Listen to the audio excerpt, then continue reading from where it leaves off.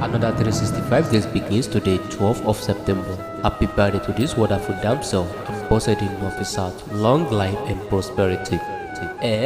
Ọdún ẹlẹ́kan sí lónìí ó wà ṣe é ṣàmọ́dún lókè èpè wà gbogbo ní gbogbo tìrì gbó wà gbogbo ní gbogbo tí gbò wà tẹ̀ látẹ̀pẹ́ ò láṣẹ ìdùnnà.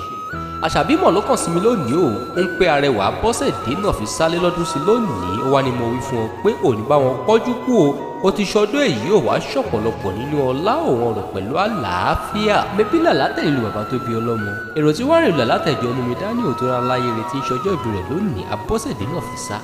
Ǹlẹ́ ọmọ nílùú làlátẹ̀ ìlú tó fi igun mẹ́rin dúró níbi tí ìṣọ̀kan pé ìjọba wọn. Ẹ̀yin lọmọ erin ò káwo eré káwo ò fàwọ̀yà.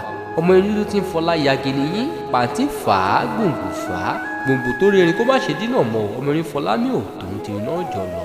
Òun mọ́nùkún rẹ lónìí ò yóò wá sàn sówó yóò sàn sí ìgbéga kò ní jẹ́ àṣegbẹ̀yìn fún ọ láṣẹ ìdùnnà tọdún tòsí báyìí rẹ lè fi mú ìbò wálé rí àwa ọkàn ọ̀nà àlà fún ọ. O ní bá wọn faṣọ pé pérò kọ bá wa sùn sí ní sọ lọ́jọ́ ọdún ìyá wa tù ọ́ lára ò bẹ́ẹ̀ ni kò ní ní ọ́ lára gúnugún ìkúléwé wàá dàgbà wàá darúgbó wàá fẹ́rìgì jóbi.